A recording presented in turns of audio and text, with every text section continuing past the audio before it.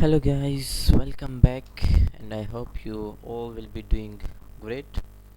So now I'm already done with these two module port and properties, and before proceeding further, I also suggest you guys to save your model from time to time because in in case you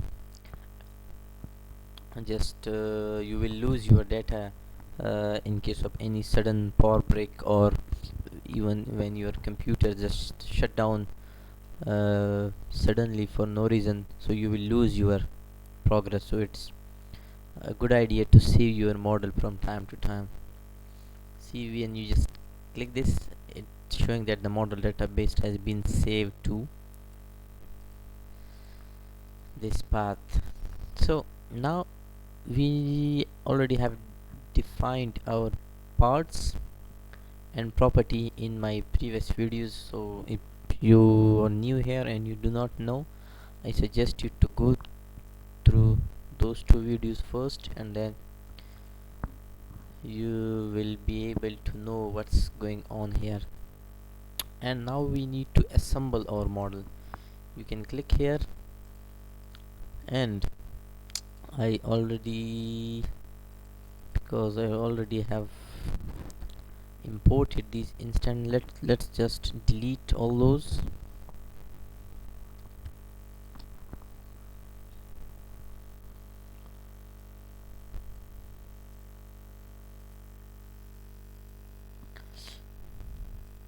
Okay, so now I do not have any instant in my assembly.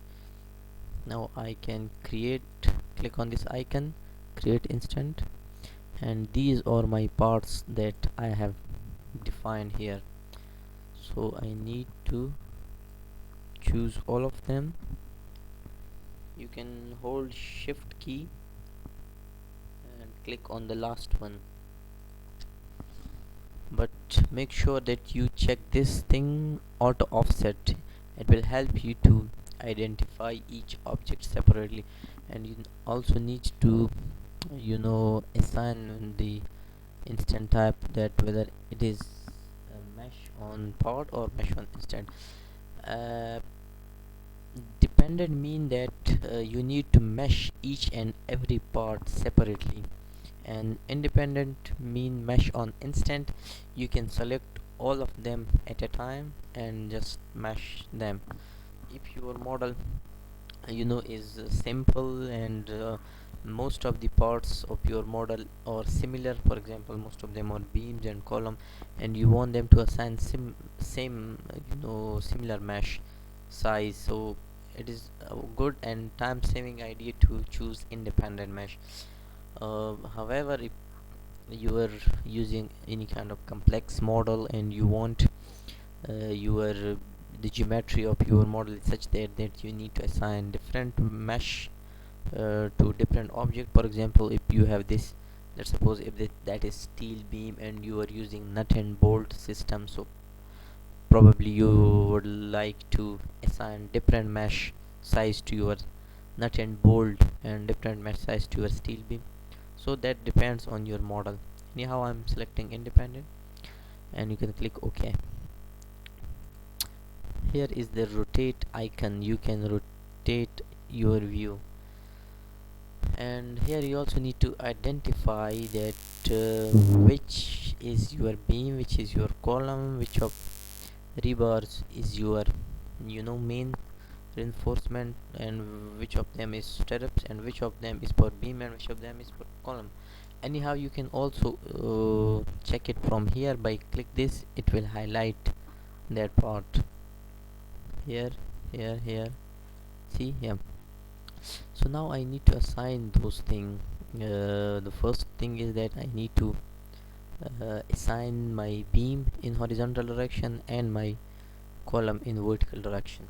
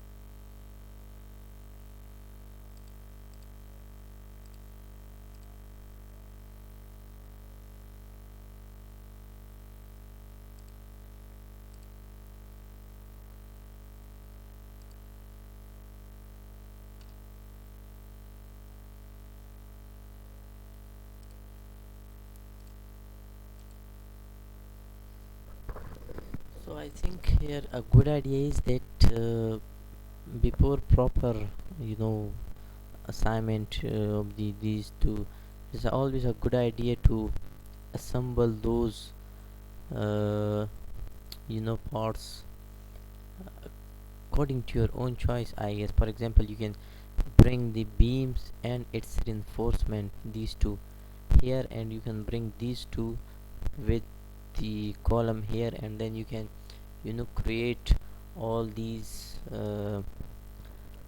beam rebar sections, and also the entire column rebars together, and after then you can embed them into your uh, you know concrete sections. So let's do this now.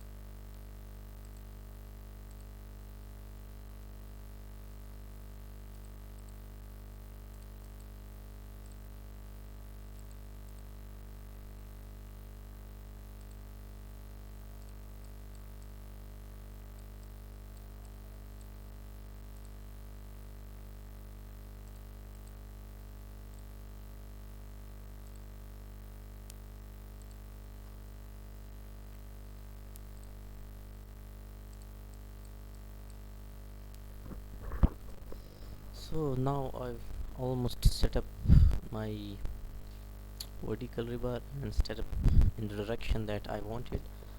The next step is that I want to generate some more rebars as per requirements here.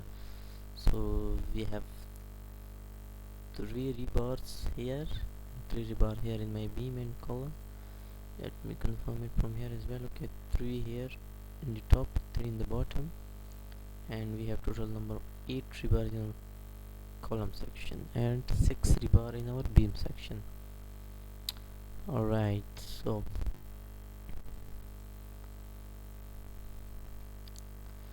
now the important thing here is that you need to do some manual calculation before replicating these rebars, because you need to know that at what distance I need to replicate my rebars in this direction and also in this direction. So first you need to find the dimensions of your beam. Obviously you already knew what the dimension is, but anyhow you can also find the dimension from here. You can see the tool query, you can find the location of any specific point, the distance between any two points. For example, if I select the distance, I choose this one and then I choose this point, it gives me the distance, which is 0.3048, which means 12 inch. And also if I choose this and this, it give me 0.4572, which means 18 inches. So these are my dimension. Now I need to subtract my clear cover, and then I need to divide, for example, I need to divide the if I have 1.5 clear cover and on the left side and 1.5 inch on the right side, it means the total width of my concrete for the center to center from the reinforcement that is at the extreme end. For example, at this reinforcement, so the distance between these two reinforcement is now 11 feet and 9 inches. So I need to find what's the difference between the spacing between my these rebars. Okay, so I think I just mistakenly set some dimension in feet. So this is my 12 inch, this is my 18 inch. Removing the clear cover, we left this beam as 9 inch and this beam as 15 inch. So we need to take care of these dimensions now. So now while I was checking these spacing requirements, I came to know that I have mistakenly defined my stirrups, because it has 10.5 inch dimension from here to here. In fact, it should be 9 inch. So I think it's worth to show you guys as well that how can we edit the dimension after we have already defined something. I want to edit the dimension of my stirrups, so you can come to the beam stirrup feature and section sketch. Here you can see the section, and now I need to edit this section. So what I need to do first, I need to delete these sections, I mean these dimensions, and then I can add new dimensions from here. So the total height is 0.381, which means 15 inches, and the dimension of this side is, let me see, it's 0.2286, and press enter. So now you can see that dimension is now changed. You can click this and OK. So here is the important thing, that the feature has not been regenerated. So now we need to regenerate this feature. Okay, so we can just skip this message for the moment and click OK. Now how you need to regenerate the feature, you need to select this feature and left click on it and regenerate. You can see your feature is regenerated. So and that's how you can edit your features. So we can edit our column stirrups as well in the same manner. Section sketch, sorry, first we need to delete these.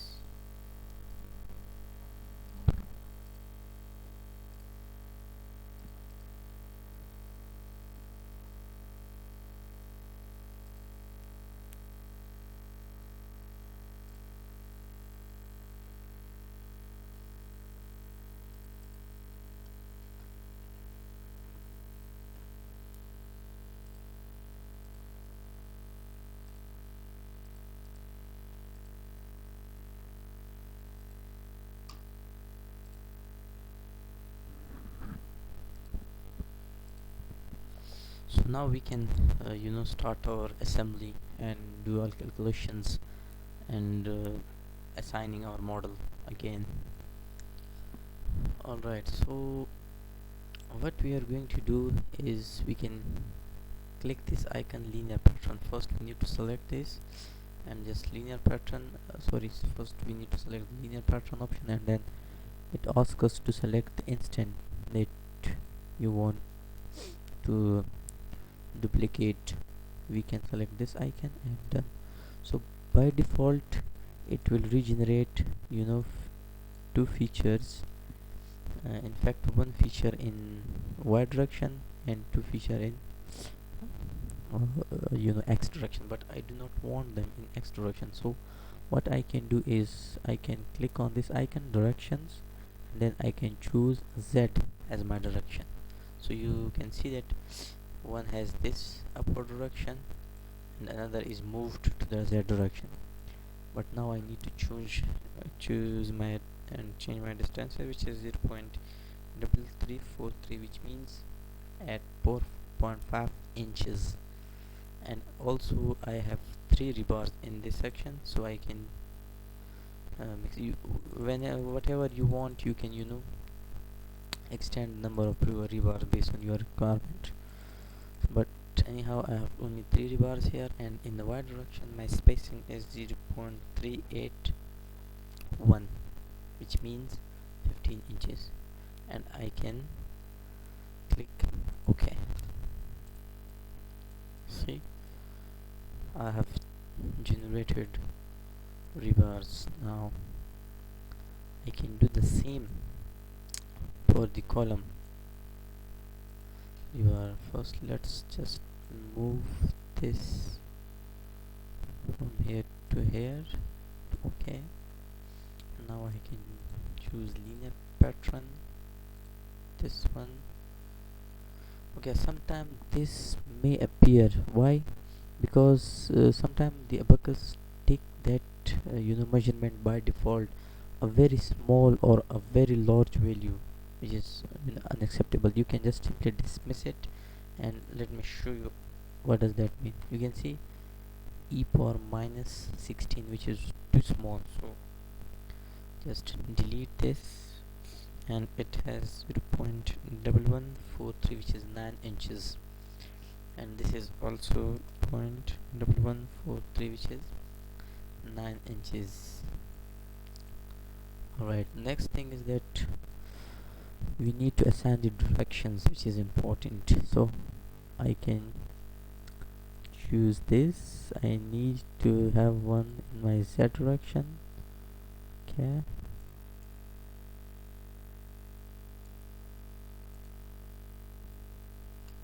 okay, sorry, by the way it's not 9 inches, I guess it's 4 point, so 9 inches is 0.2286. sorry, my mistake. 2286. See, now the rebar has reached to that corner. This 6. Now I can use the direction here. I need x direction, but not in that one. I want them in the another direction. For that I can use just flip. So when you flip it, it will come back to this direction, and you can choose OK. So now I have defined my the rebars. The next thing is that you need to regenerate your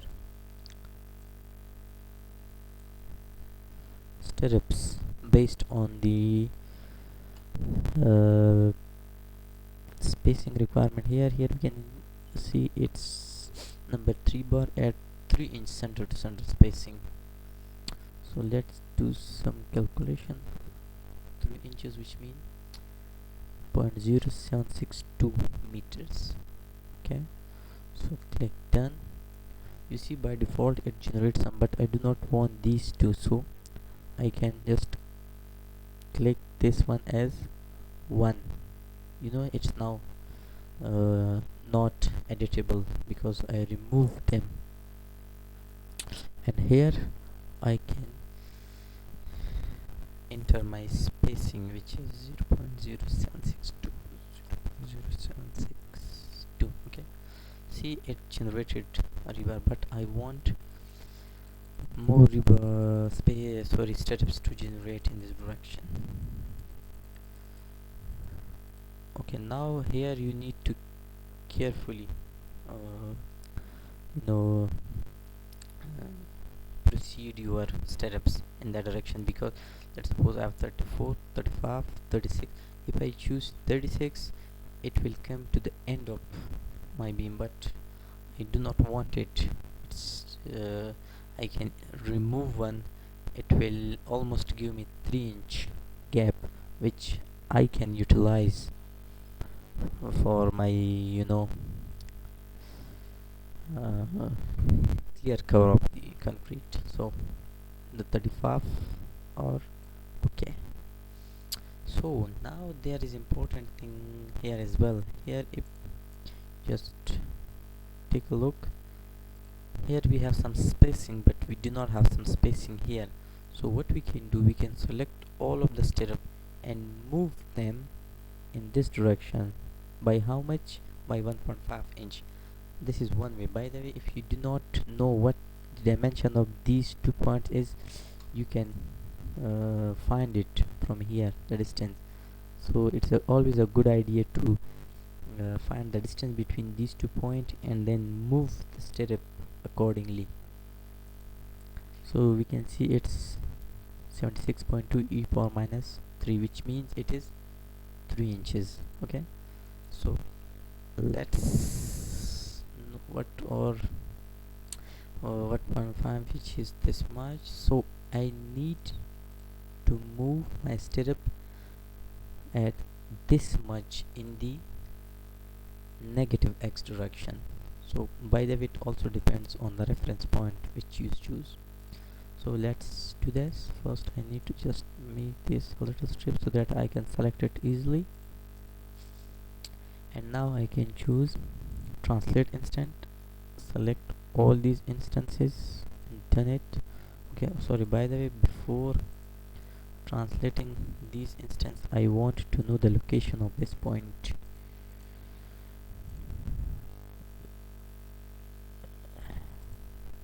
Yeah, done. So this is the location of this point, x, y and z. Control C, copy it. I will use that by the way. Now I have already copied that location, so I can now translate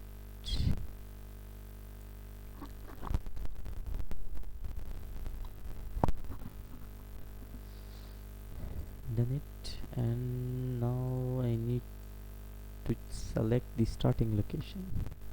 So I'll be using this as my starting location, and now I need to paste the location which I copied, which is the same location. If I need enter, nothing will happen, but I want to move these along the x-axis, but in which direction? In negative axis, which means I need to find the value of, here we have xyz value. You can see 5.415 comma something value, and then again comma.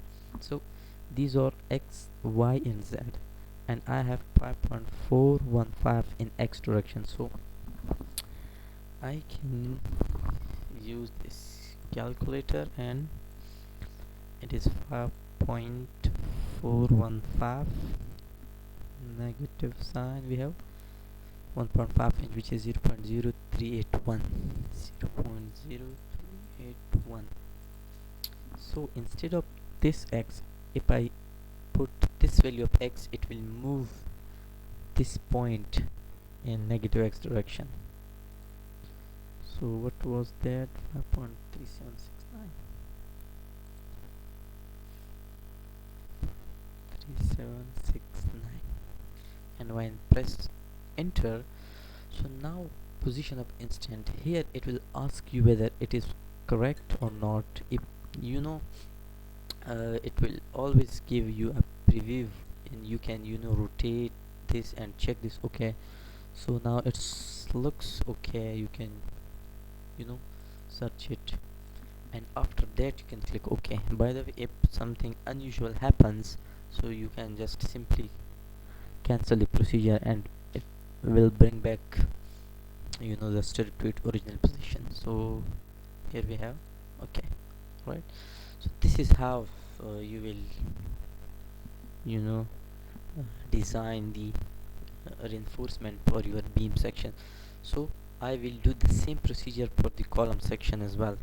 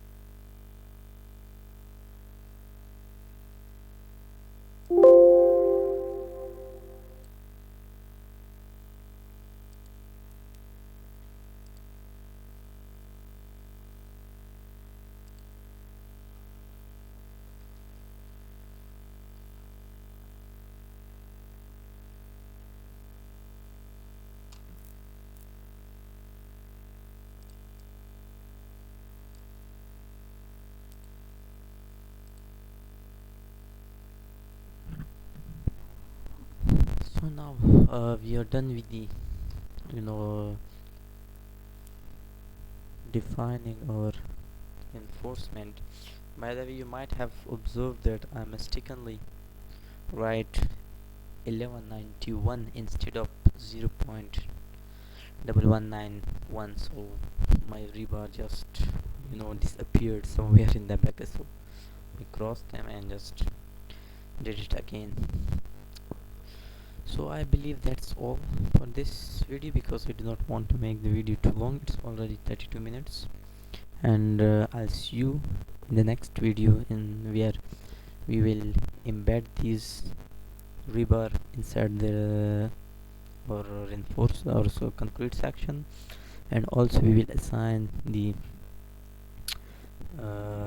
some loading protocol, and also the boundary condition, the restraint, and also the interaction between the surfaces and all this stuff.